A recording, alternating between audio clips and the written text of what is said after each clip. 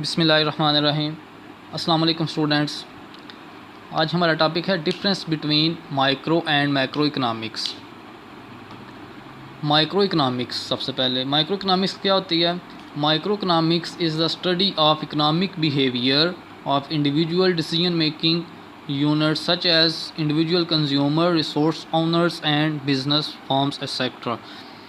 Micro economics वो कह रहा है कि study of economic behaviour of individual decision making, किसी एक इंडिविजुअल का, किसी एक वाहिद बंदे का, किसी एक वाहिद फर्म के डिसीजन मेकिंग जो है ये। इसके अलावा इंडिविजुअल कंज्यूमर, कोई एक बंदा जो कुछ चीज़ें यूज़ कर रहा है उसका जो बिहेवियर है उसको स्टडी करता है माइक्रो इकनॉमिक्स में। माइक्रो का लफ्ज़ी मतलब क्या है? माइक्रो क्या होता है? 1 millionth part of a thing is called micro. Micro छोटे से छोटे, किसी भी चीज़ के छोटे से छोटे हिस्से को, छोटे से छोटे पार्ट को माइक्रो कहते हैं। 1 मिलियंथ पार्ट होता है वो। तो माइक्रो इकनॉमिक्स में हम क्या करेंगे? इंडिविजुअल्स के बिहेवियर को स्टडी करेंगे। इंडिविजुअल्स में कोई एक कंज्यूमर आ सकता है, कोई एक प्रोड्यूसर आ सकता है, कोई एक फर्म आ सकती है, कोई एक इवन कंट्री आ सकती है, लेकिन वो एक ही कंट्री। जब हम किसी एक कंट्री को किसी दूसरी कंट्री या पूरी दुनिया के साथ कंपेयर करेंगे, पूरी दुनिया की इकनॉमी को स्टडी करेंगे, तो वो मैक्रो में आएगा, माइक्रो में नहीं आएगा। माइक्रो छोटे से छोटे पार्ट को कहते हैं। अब है micro economic theory included the following topics. Micro economic theory में कौन कौन से टॉपिक्स आते हैं? Theory of consumer behaviour and demand. Consumer behaviour के कोई भी कंज्यूमर जो है उसका, वो किस तरह से अपने जो भी उसकी डिमांड है उसको चेंज करता है। वो किस तरह से अपनी इनकम को, इनकम में जो जब फ्लक्चुएट होती है इनकम, तो वो अपनी डिमांड को किस तरह से वो चेंज करता है, या अपने जो उसके ज़रूरियात हैं, नीड्स हैं, उनको कैसे वो फुलफ़िल करता है। इसको कहते हैं कंज्यूमर बिहेवियर के। कैसे अपने वो लिमिटेड रिसोर्सेज के साथ अनलिमिटेड वांट्स को फुलफ़िल करने की कोशिश करता है।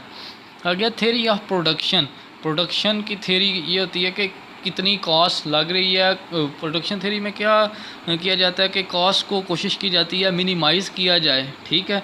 तो कितनी फ़िक्स कॉस्ट लग रही है, कितनी वेरिएबल कॉस्ट लग रही है, वो आया कि जो प्रोड्यूसर्स हैं उनकी कॉस्ट वो पूरी हो रही है, एक्सपेंस पूरे हो रहे हैं। अगर तो कॉस्ट पूरी होती रहेगी तो वो अपना बिज़नेस जो है वो कैरी करते रहेंगे।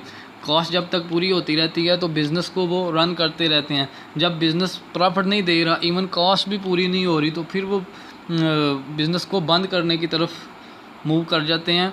अगर कॉस्ट पूरी होती रहती है, मतलब नो प्रॉफिट नो लॉस के ऊपर जब बिज़नेस होता है, तो उसको कहते हैं ब्रेक इवन पॉइंट। उससे नीचे जब आ जाता है तो वो फिर सोचते हैं कि बिज़नेस को अब बंद कर दिया जाए, उसे बंद कर देते हैं।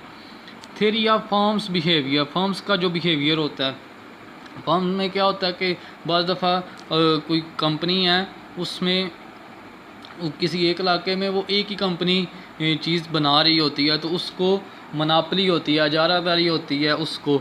तो वो फिर अपना उस फर्म का बिहेवियर स्टडी किया जाता है कि वो किस तरह से कीमतें चार्ज करती है। जब एक ही फर्म एक इलाके में चीज़ें बना रही है तो वो अपनी मर्ज़ी की कीमतें चार्ज कर सकती है, तो उसके बिहेवियर को स्टडी किया जाता है। और इसके अलावा 2-3 फर्म्स मिल के भी इजारादारी कायम कर लेती हैं, तो इसको भी स्टडी किया जाता है। इसके अलावा theory of market structure, theory of income distribution, ये चीज़ें हैं जो कि माइक्रो इकनॉमिक्स में स्टडी की जाती हैं।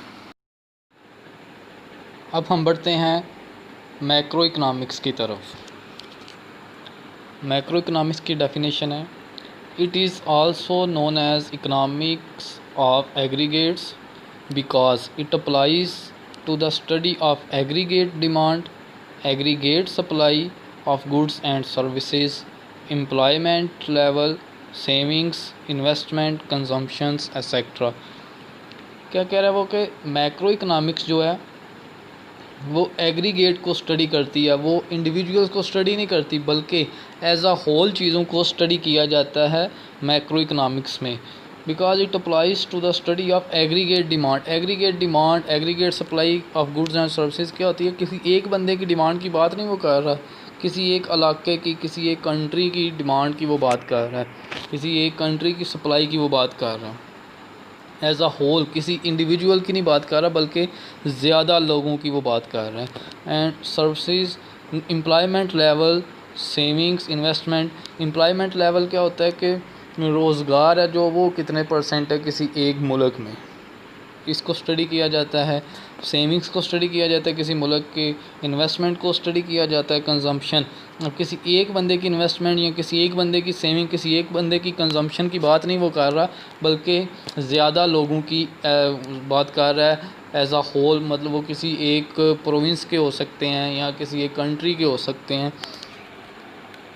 तो इन चीज़ों को स्टडी किया जाता है। इवन पूरी दुनिया की कंजम्पशन की बात की जा सकती है। Macro economics also included what causes unemployment. Unemployment की क्या वजह किसी एक मुल्क में या किसी एक दुनिया के किसी एक खित्ते में अगर बेरोज़गारी ज़्यादा है तो उसकी क्या वजूहात हैं, उनको कैसे रिमूव किया जाता है, ये सब मैक्रो इकनॉमिक्स में स्टडी किया जाता है। Nations long run economic growth के लॉन्ग रन में इकनॉमिक ग्रोथ कैसे की जा सकती है किसी एक कौम की, किसी एक मुल्क की।